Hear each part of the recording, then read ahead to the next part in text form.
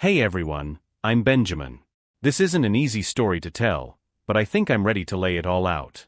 I never thought I'd be the guy sitting here, typing up my life on a subreddit about relationship advice, but here I am. This story isn't just about a marriage gone wrong, it's about how betrayal can creep into every corner of your life and drag your family down with it. I'm a forensic accountant, so maybe that's why I notice things first. Little things that wouldn't usually make a guy think his wife's cheating. I'd catch Ruby texting late at night, her phone screen glowing in the dark like a flashlight. She'd laugh at her phone and glance over at me, a quick smile that looked forced, then turn away. It's weird, you know? When you've been married for 18 years, you notice these little things. Ruby was always driven, working her way up to a pretty solid role at this architecture firm. Her boss, David, was well known, a real big shot in his field. They were always working late together, though she'd assure me it was just work. I trusted her at first, she was my wife. But then things started changing with Marcus, our teenage son. One day, Marcus came home with a brand new gaming console. I asked him where it came from, and he shrugged, saying, "Oh, David gave it to me." That didn't sit right with me. Why would Ruby's boss be giving my kid expensive gifts? I couldn't shake this gut feeling that something was way off. So, after that first weird feeling about Marcus's new gaming console, I tried to brush it off. I told myself I was just being paranoid. Maybe I was working too much, overthinking things. But then the gifts started piling up. Sneakers, a new watch, and once, even a smartphone. Each time, Marcus would just say, "It's from David." He said he appreciates me helping Mom out. The casual way he'd say it, like it was no big deal, made my stomach twist. Since when did a boss give his employees kid high-end gifts? I confronted Ruby about it, hoping for some logical explanation. She gave me this look, half annoyed, half amused, and said, "David's just being generous, Ben. He's like a mentor to Marcus. He sees potential in him. You should be happy someone's taking an interest in our son." She had this way of talking down to me, like I was the one overreacting or not understanding something obvious. It threw me off, and I just let it go, but the whole thing felt wrong. Then there was the distance. Ruby and I had been through ups and downs, but this was different. She was cold, distracted, and any time I tried to talk about us, she'd shut me down, saying I was imagining things or that she was just exhausted from work. I'd try to catch her eye at dinner, but she was always looking at her phone or at Marcus. The two of them would exchange glances that I couldn't quite read. It wasn't just that she was distant with me, she seemed closer to Marcus than ever, as if they shared some private world I wasn't part of.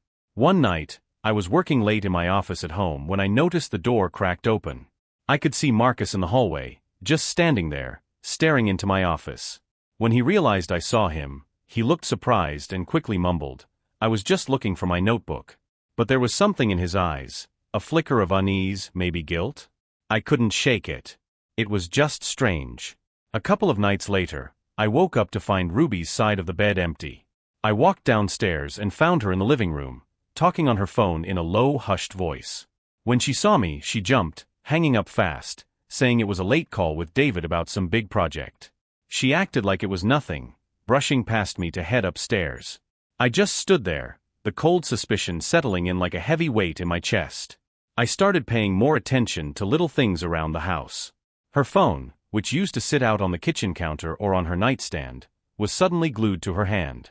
Whenever I asked her about her day or what she and David were working on, she'd get defensive, giving me curt answers. "It's just work, Ben. Why do you care so much?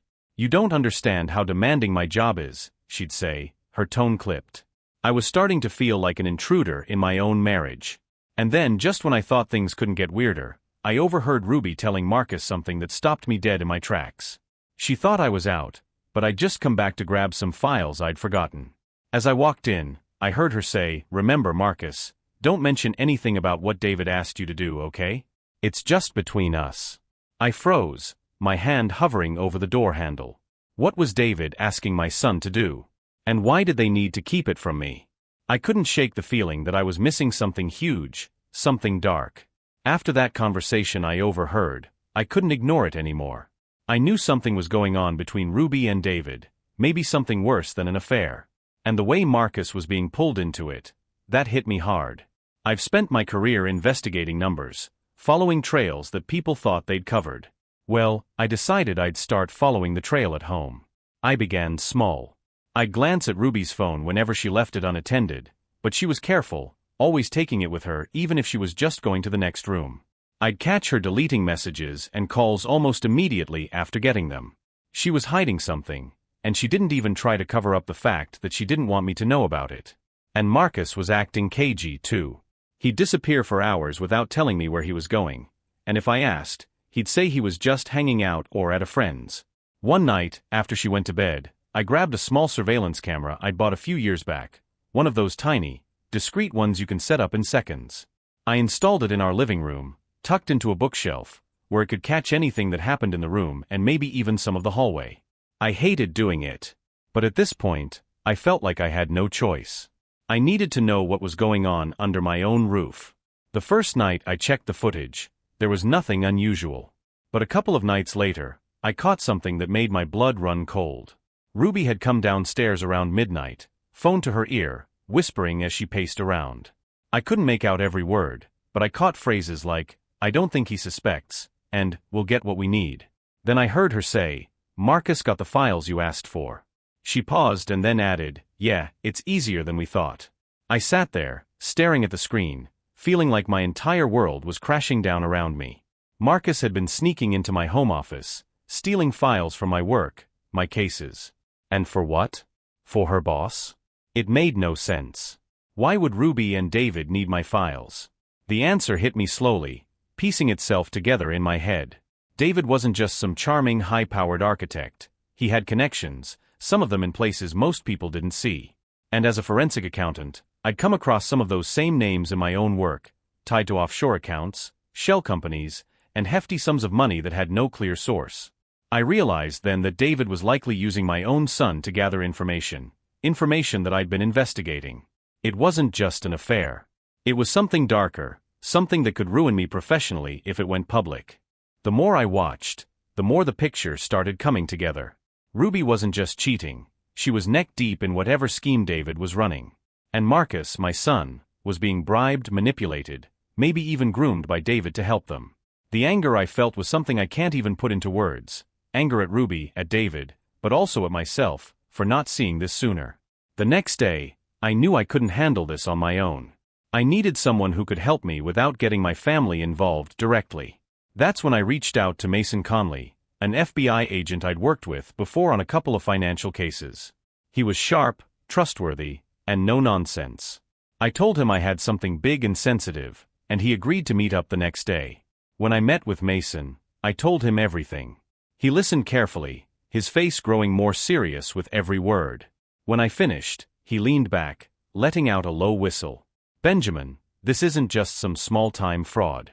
If David's involved in what I think he is, this could go all the way up. You understand the risk of going after him, right?" I nodded, but there was no turning back.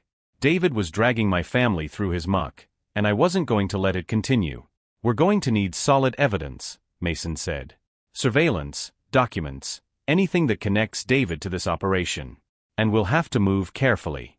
If he senses something's off, he'll bolt, and he's got the money and connections to disappear fast." Over the next few weeks, Mason and I worked to gather evidence. I kept the cameras rolling, capturing late-night conversations between Ruby and Marcus, or calls between her and David.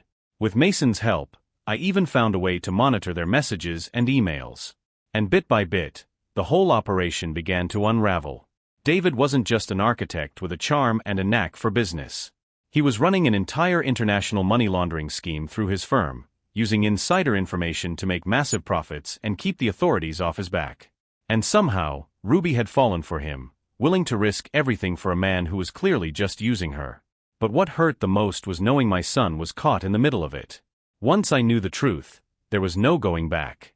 Every interaction with Ruby felt like a sick game, a test of how long she could keep up her lies while I played along, pretending I didn't know. I wanted to confront her right then, to demand answers, but Mason convinced me to hold back. "You blow your cover now, and he'll smell the trap," he warned.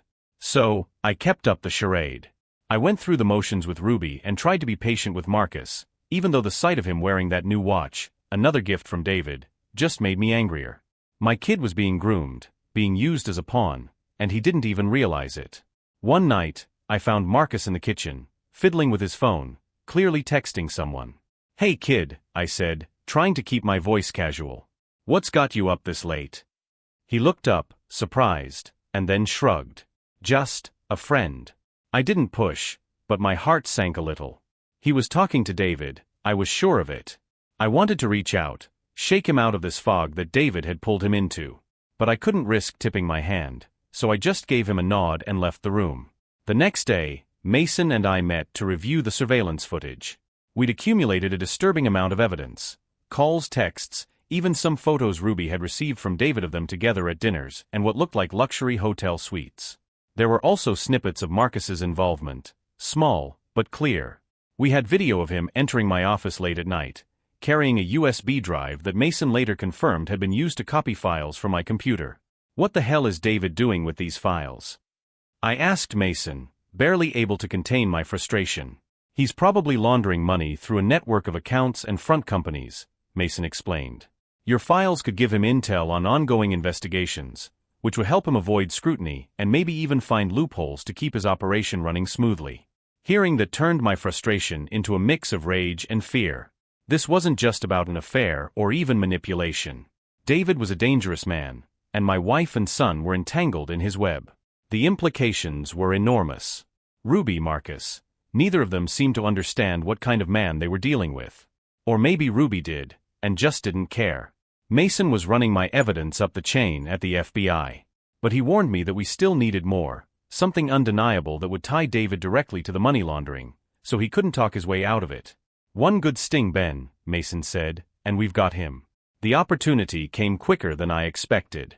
Ruby had mentioned a business trip in Miami with David, and I knew this was it. She was already acting weird, like she was waiting for me to object, maybe to catch on. But I forced a smile and said, "Miami? Sounds like fun. You deserve a break." She looked at me, almost shocked, then gave me a little smile, one I hadn't seen in months. It was strange, seeing the woman I'd loved turn into someone I could barely recognize. The day she left, Marcus was in his room, probably playing one of the games David had given him. I decided to take a chance. I knocked on his door, and after a moment, he opened it, looking slightly annoyed. "Hey Marcus," I started, forcing myself to stay calm. "You know, I've noticed you've been spending a lot of time with David. He must think pretty highly of you." Marcus shrugged, trying to act indifferent, but I saw the pride in his eyes. "He says I'm smart, that I've got potential. He's helped Mom out a lot too." "Right. Well, you're a smart kid. You know, sometimes people have motives we don't see right away." Marcus rolled his eyes. "Dad, you don't get it. You're just jealous. David respects me. He sees what you don't." His words stung. But I kept my cool and nodded, deciding to back off for now. He was in too deep, too attached to this guy who had filled his head with all the praise and validation he hadn't been getting from us lately. Mason and I spent the weekend setting up a trap for David. The FBI was arranging a fake offshore account transaction that would look like an easy target for David's laundering operation. Ruby, through her connection to him, would be feeding him the details from the inside, not knowing she was walking him right into a federal sting. When Ruby returned from her business trip, I could see that she was on edge, tense, maybe even guilty. She'd come home with a new bracelet, expensive and flashy, and she was wearing a smug smile I'd never seen before. I almost wanted to confront her then and there, but I knew better. The final piece of the plan was in motion, and if it worked, David would make his move soon. It was only a matter of time. And once he did, there would be no escape for him, no matter how far he thought he could run. The days after Ruby returned from Miami were tense. She seemed more relaxed in a way, almost like she'd won some twisted game I didn't know we were playing. She was confident, even smug, acting like she had some secret. Little did she know, the walls were closing in on her and David, faster than either of them could imagine. I watched Marcus closely, hoping for some small chance to pull him out of this mess before things went south. But he seemed more distant than ever, constantly glued to his new gadgets, chatting with his so-called mentor. He was almost hostile toward me, acting like I was the bad guy whenever I asked him simple questions. Then one night, I found him in my office again. I had a secure drawer where I kept my more sensitive case files, cases that involved major players in corporate fraud, some of which were likely linked to David's network. I watched through a crack in the door as Marcus slid a drawer open, slipping a file out and snapping a few photos on his phone before returning everything to where he found it. He had no idea I was watching. After he left, I went into my office, picked up the file, and checked it. Nothing was missing, but seeing my own son involved in this kind of betrayal cut deeper than I expected. I knew he was under David's influence, but it still hurt. And it pushed me even further, made me even more determined to see David pay for what he'd done. That night, I confronted Ruby. I couldn't hold it in any longer, not after seeing Marcus in my office, being used like a pawn. I waited until Marcus was asleep, then cornered her in the kitchen. "Ruby," I started, my voice barely more than a whisper, I know. She gave me a blank look, feigning innocence. "Know what, Ben? About you. About David. About everything." I held her gaze, waiting for her to break. Her face changed then, a flicker of shock quickly hidden beneath a smug smile. "You're being paranoid, Ben. You're seeing things that aren't there." I shook my head, my anger boiling over. "Don't treat me like a fool, Ruby. I know about Miami. I know about the files Marcus has been taking. I know about David's business, the money laundering, everything." She stared at me, eyes widening slightly, but then her expression shifted, and she leaned in, crossing her arms. "So what if you do? What are you going to do about it, Ben?" Her defiance threw me off. I'd been prepared for denial, maybe some tears, but this? It was like she didn't care about being caught, as if she were already in too deep to turn back. "David's using you, Ruby," I said, my voice shaking. "He's using Marcus too. Don't you see that? He doesn't care about you. You're just a pawn in his game." Ruby let out a bitter laugh, like I just told the punchline of a cruel joke. "Using me? David loves me. He sees the potential in me, the ambition. Unlike you, he understands what I'm capable of." I took a step back, almost stumbling as I processed what she'd just said. She'd fallen for him completely, blind to the fact that she was just another piece in his twisted scheme. "And Marcus?" I asked, my voice low. "You're willing to put our son in danger for a man who's going to throw you both under the bus the second things go south?" "David would never hurt us," she said, her voice filled with a certainty that chilled me to the core. "He's giving Marcus a future. Something you never understood." Before I could respond, I heard a voice from the doorway. "Marcus." He was standing there, eyes wide, listening. He'd heard everything. "Is it true, Mom?" he asked, looking at her with a mix of shock and confusion. Are you really with David?" Ruby glanced at me, her face hardening. Then she turned to Marcus, her voice softening. "Sweetheart, it's complicated. But David, he's been helping us, helping me make a better future for all of us." Marcus looked at her, and I saw his face twist with a hint of doubt, a trace of anger. "I thought he was just helping me." "I didn't know," he glanced over at me, his gaze conflicted. "Dad's right, isn't he?" Ruby reached out to him, but he pulled back, shaking his head.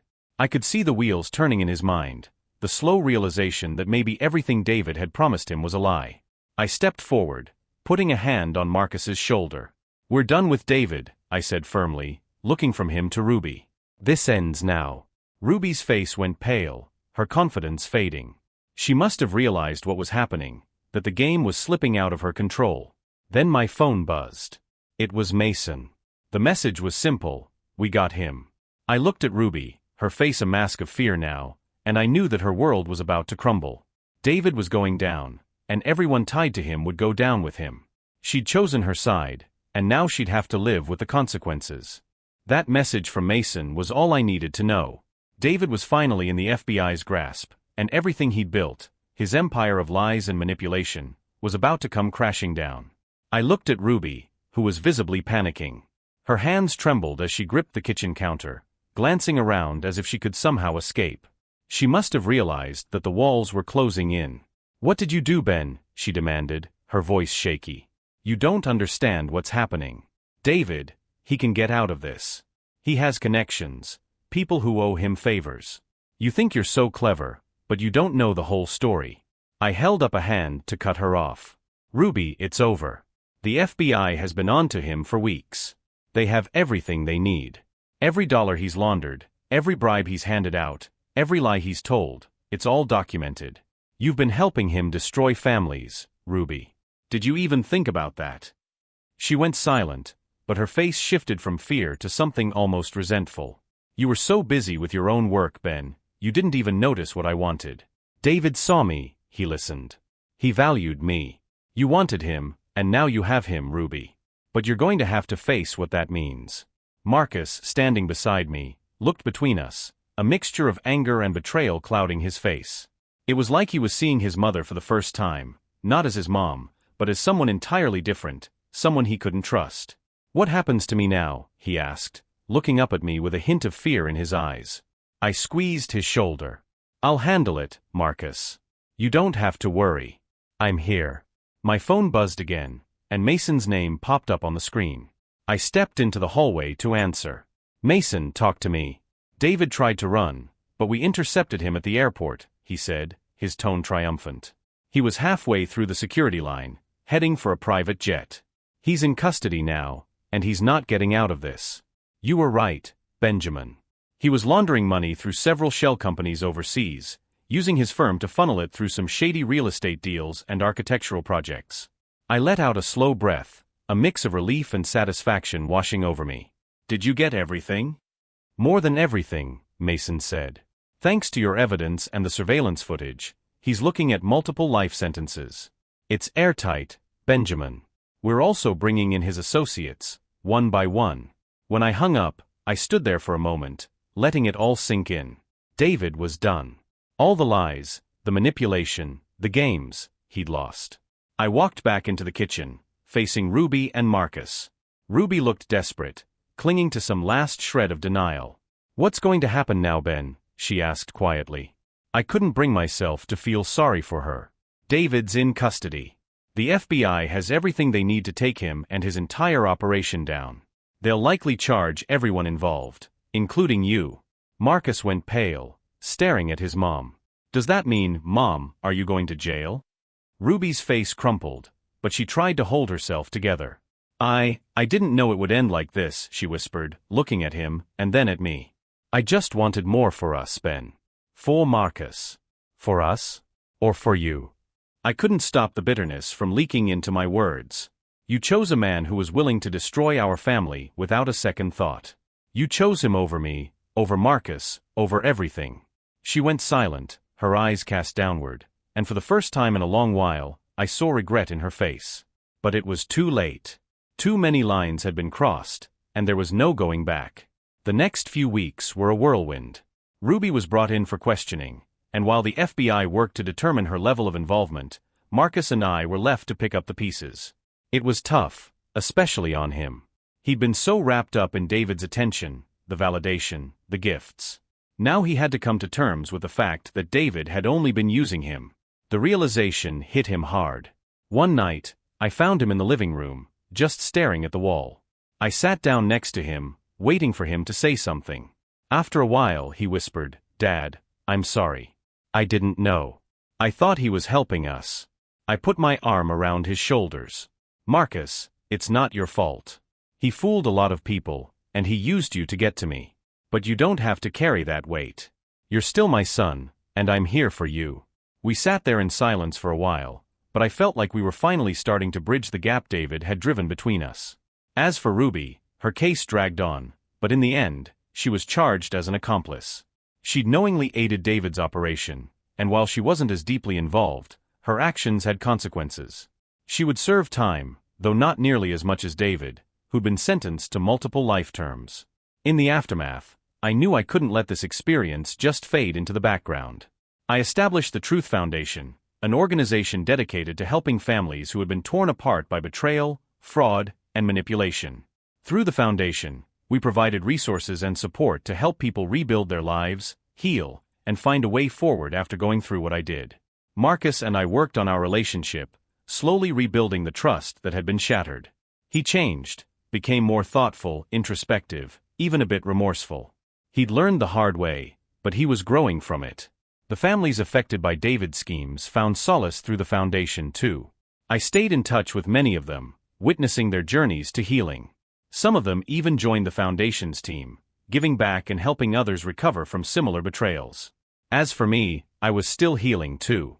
I'd lost a marriage, but I'd gained a new purpose, a purpose that gave me a reason to move forward, to let go of the anger and focus on what mattered most, being a good father, and helping others find their way through the wreckage that betrayal leaves behind.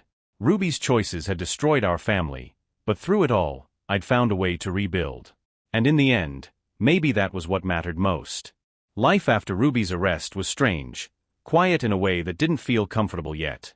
I still half expected her to walk through the door, phone in hand, ready to give some excuse about work. But the house stayed silent, and it was just Marcus and me now. Marcus was struggling.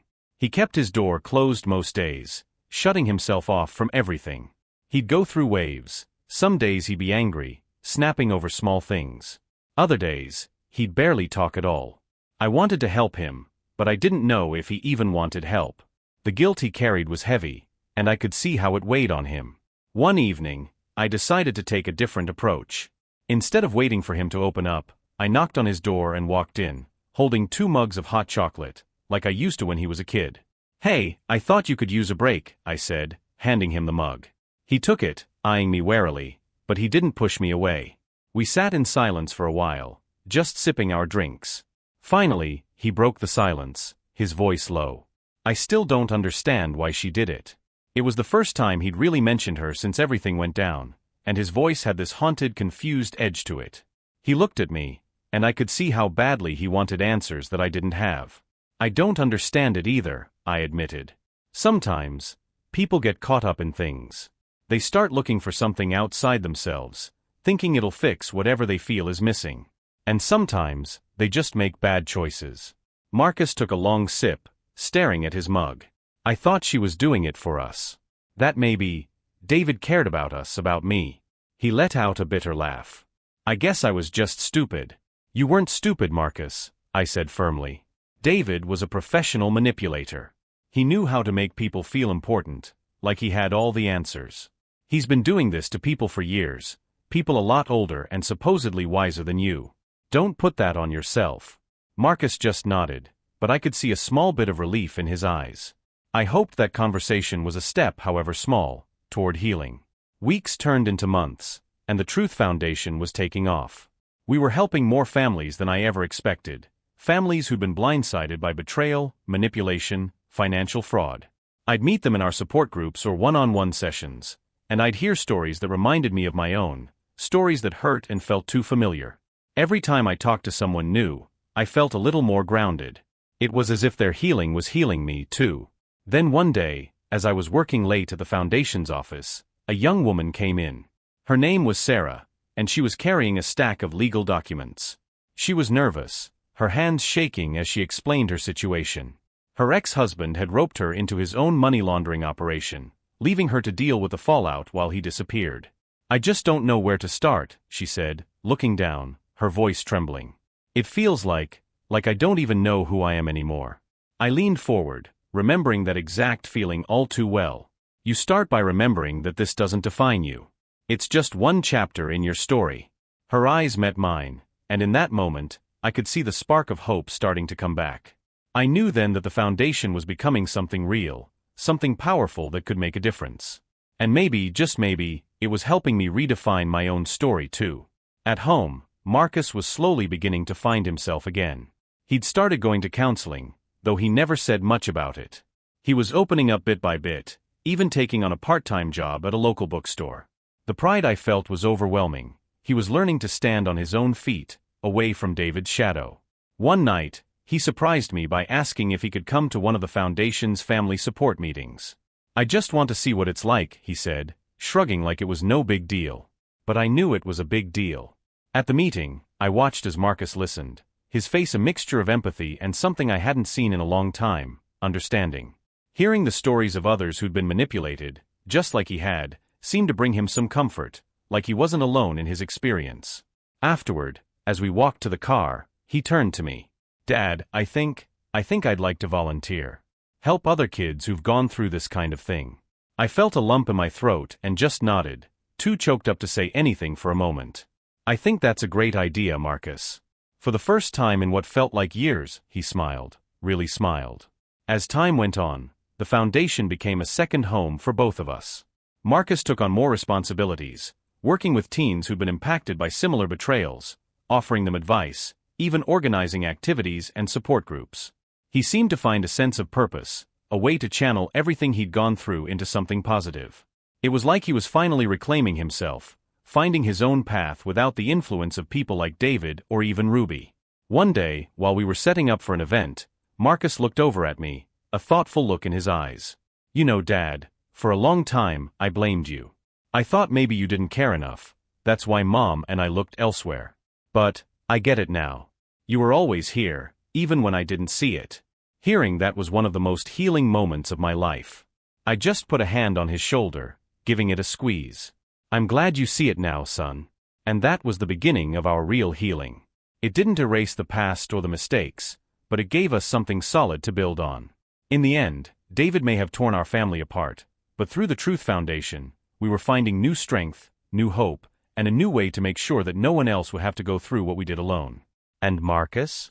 He was on his way to becoming a man I could be proud of, a man with empathy, strength, and the courage to face his own story head-on.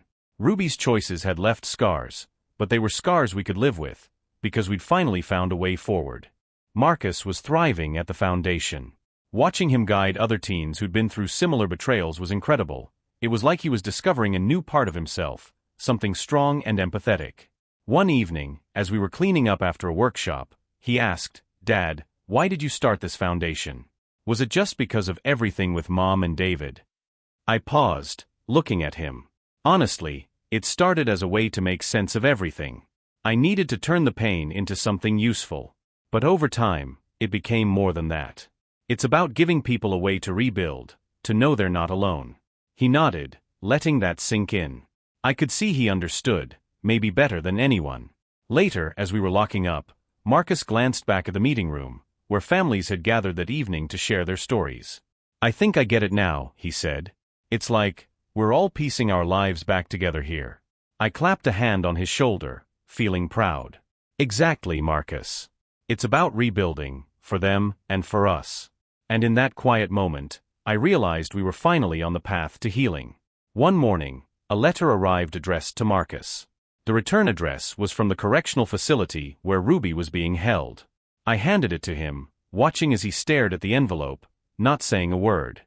After a moment, he stuffed it into his pocket, muttering something about reading it later. A few days passed, and I noticed the letter, still unopened, on his nightstand. I didn't push him, but I knew it weighed on him.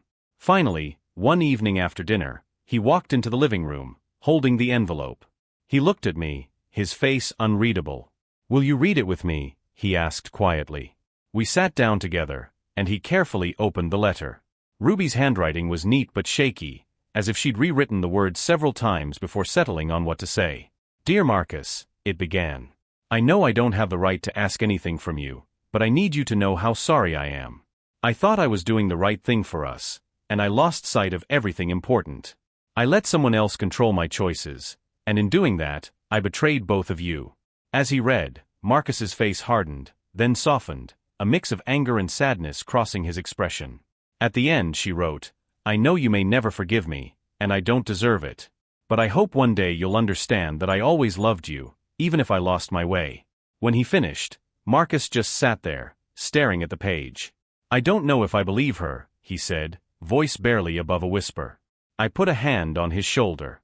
"You don't have to decide anything now. Forgiveness, it's a process. Take it one day at a time." He nodded slowly, folding the letter back up and slipping it into his pocket. That night, I could tell something had shifted for him. He might not have been ready to forgive, but he was starting to face the pain. And that, I knew, was a step forward. After reading Ruby's letter, Marcus seemed quieter, more thoughtful. He'd retreat into himself, and I could tell he was processing things that went far beyond what he'd shared with me. I wanted to give him space, but I also wanted to make sure he knew I was there when he was ready. One evening, a few days later, I found him sitting out on the back porch, staring up at the sky. The letter lay open beside him. I sat down next to him, waiting in silence, letting him know he didn't have to go through this alone. After a while, he spoke up. "I keep thinking about all the times she chose David over us. Over you. I don't get it. How could she just let go of everything we had?" I nodded, thinking about how I'd asked myself that same question 1,000 times. "I don't know, Marcus. People make mistakes, sometimes ones they can't take back. She thought she wanted something more, something she couldn't find with us. And maybe she thought David was the answer. Marcus sighed, running a hand through his hair. But I still feel like it was my fault. I went along with it. I listened to David, trusted him more than I trusted you. His voice cracked, and he looked away, embarrassed. I let him get in my head, Dad. I made it so easy for him. I put a hand on his shoulder, firm but gentle. Marcus, none of this was your fault. David preyed on you because he knew you were young, because he knew you'd trust someone who seemed to believe in you. He was an expert at this. He used your mom, he used you, and he nearly got away with it. But you didn't know. And it's okay to forgive yourself for that. He stared at the ground, his shoulders tense. After a moment he whispered, I'm just not sure I'll ever be able to forgive her. That's something only you can decide, I said softly. And you don't have to decide it today, or even tomorrow. Take your time. It's okay to feel hurt, to feel betrayed. And if forgiveness comes, it'll come when you're ready. Until then, just focus on you. He looked up at me then, and for the first time in a long time, I saw a glimpse of relief. Thanks, Dad. I don't think I'd be getting through this without you. I squeezed his shoulder, feeling a weight lift just a little. You're stronger than you know, Marcus. We'll get through this together.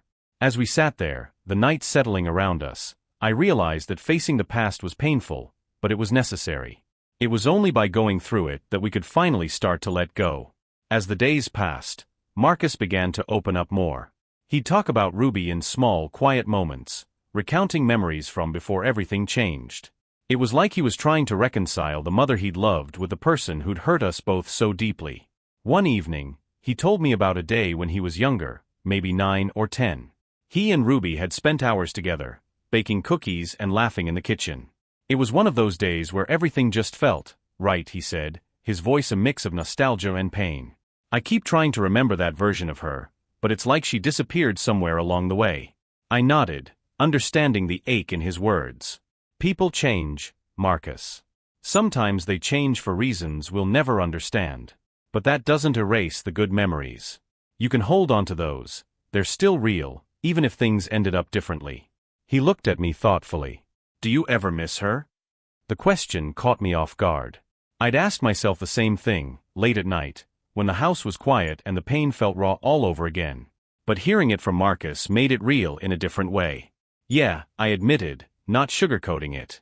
I miss who she was before all this. I miss the life we built together. But I don't miss the person she became. I think we just have to accept that they were both her, even if it's hard to make sense of. Marcus seemed to take that in, nodding slowly. I think I can remember her that way. Like a different person from the one who left. That night, something shifted between us. We'd both been holding onto our own versions of the past, trying to make sense of what went wrong. But by talking about it openly, we started to see that maybe we didn't have to have all the answers. Maybe it was enough just to move forward, carrying the parts that still mattered and letting go of the ones that didn't. A few weeks later, Marcus surprised me by bringing a friend from school to the foundation. Her name was Lily, and she'd been going through her own family troubles. I watched them talk, their heads close together as they sorted through brochures and materials for an upcoming event. She looked at Marcus with an understanding in her eyes that was rare for someone so young, and he seemed lighter, more open than I'd seen him in a long time. Afterward, he came over, a little bashful but proud. Lily, she gets it, you know? Her family's been through some stuff too. I thought maybe the foundation could help her. I smiled, feeling a swell of pride. I'm glad you brought her, Marcus. This place is for people like her, and like us. He nodded, glancing back toward Lily with a small smile. Yeah. I think, maybe it's helping me too. Watching him find his way was like watching a new beginning unfold. In his own way, Marcus was learning to take the pain, the betrayal, and turn it into something meaningful. He was growing, healing, and maybe even finding people he could trust again. And as I watched him, I realized that we were both moving forward. The foundation had given us purpose, but more than that, it had given us a way to reclaim our lives. We were building something new, something strong and true, even with all the scars we carried. And maybe, just maybe, that was enough. One evening, Marcus and I were closing up the foundation after a long day of meetings and workshops. Lily had come by again to help out, and as I watched them work together, I could see the bond they were building, a quiet but steady connection grounded in shared experiences. As we walked to the car, Marcus turned to me, his face thoughtful. It feels good, helping people. It's like, maybe if we can make something positive out of everything that happened, it wasn't all for nothing. I smiled, proud of how far he'd come. That's exactly it, Marcus. Sometimes, the best way to heal is to help someone else find their own path. He nodded, glancing back at the building. I think I want to keep doing this, working here, helping out. Hearing that was a gift I hadn't expected. The foundation had been my way of coping, but seeing Marcus embrace it, finding his own purpose in it, made everything feel worthwhile. As we got into the car, he looked at me, a small smile on his face. Thanks, Dad. For sticking by me. For not giving up. I didn't need to say much, just squeezed his shoulder and drove us home, feeling for the first time in a long time, like we were really going to be okay. A few days later, I got a call from the correctional facility where Ruby was serving her sentence. She had requested a visit. I hadn't seen her since the trial, and I wasn't sure I wanted to. But something told me it might be good to face her one last time, to close that chapter for good. When I told Marcus, he surprised me by asking if he could come too. I think I need to see her, he said quietly. Just to know where I stand. So a few days later, we found ourselves sitting across from Ruby in a stark, cold visitation room. She looked older, worn down, her face a mixture of sadness and something else I couldn't quite place. Regret, maybe. She glanced between us, her eyes lingering on Marcus. Thank you for coming. I know I don't deserve it. Marcus didn't say anything at first. He looked at her, taking in the mother he'd loved and the person she'd become. Why, Mom? He finally asked, his voice steady but filled with pain. Why did you choose him over us? Ruby looked down, her hands trembling. I was lost, Marcus. I thought I needed something more, and I let that blind me to everything I already had. I don't expect you to forgive me, but I need you to know I'm sorry. Marcus nodded, his expression unreadable. He seemed more at peace than I expected. I needed to hear that, he said, his voice quiet but strong. I needed to hear you say it. I looked at him, realizing that maybe this visit was exactly what he needed, a way to face the hurt and in time, let it go. For me too, it felt like a final step, a way to move on from everything that had happened. As we left, Marcus took a deep breath, and I could feel the weight lifting off both of us. The past was behind us now, and the future, for the first time in a long time, felt wide open. After that visit, Marcus seemed lighter. It was like he'd finally let go of the part of himself that had been carrying around guilt and anger. We both had, really. There were still moments where we'd feel the weight of everything that had happened, but those moments grew fewer and farther between. At the foundation, Marcus started taking on a more active role, setting up new programs specifically for teens who'd been impacted by family betrayal and financial deceit. His passion was unmistakable, and I could see he was making a real difference. One afternoon, he walked into my office with a proposal in hand. Dad, I think we should start a mentorship program, he said, his eyes bright. A way for people who've been through this to help others going through it. The idea was brilliant, and it was so like Marcus to want to give back even more. I think that's a great idea, I told him. You've got a real talent for this, you know. He smiled, a real genuine smile, the kind I hadn't seen in a long time. Thanks. I finally feel like I'm on the right path. We worked late that night, mapping out ideas for the mentorship program. Watching him throw himself into the work with such dedication, I realized how much he'd grown. He was no longer just my son, he was becoming a leader in his own right, someone who could take this foundation and its mission even further. As we wrapped up, he turned to me, looking thoughtful. I couldn't have done this without you, Dad. I know things weren't easy, but thanks for always believing in me. I put a hand on his shoulder, proud beyond words. You've made it easy to believe, Marcus. I'm proud of the man you're becoming. In that moment, I knew that no matter what the future held, we'd come through the fire stronger. The foundation was more than just a project. It was a legacy, something that would carry on the lessons we'd learned and the resilience we'd built. And together, Marcus and I were ready for whatever came next. Months passed, and the mentorship program was up and running, thriving under Marcus's leadership. He had this ability to connect with people who'd been through unimaginable betrayals, and he knew just how to reach them. Watching him work felt like witnessing something full circle, a young man who'd been hurt deeply, now helping others find their way through the same darkness. One evening, as we were closing up, he turned to me. "Dad, I was thinking about college," he said, almost shyly. "I want to keep working at the foundation, but I'd like to study psychology, maybe even counseling." I felt a surge of pride. "Marcus, that sounds perfect. You'd be amazing at it." He nodded, a look of quiet determination in his eyes. I just want to keep making a difference. I want to give people hope, the way you did for me." We stood there, just the two of us, in the quiet of the foundation that had become our second home. It felt like we'd come so far, from the heartbreak, the anger, the betrayal, to this place of peace and purpose. And in that moment, I knew we'd not only survived, but had created something beautiful out of the wreckage. As we locked up and walked to the car, the sky was starting to darken, a warm breeze hinting at the arrival of spring. I glanced over at Marcus, seeing the man he was becoming, and felt a sense of peace that had been missing for so long. The past was behind us, and together, we were moving forward, ready to face whatever came next. Our story wasn't just about betrayal or heartbreak anymore. It was about resilience, strength, and the power of rebuilding, not just for ourselves but for others. And in that, we'd found a way to truly move on.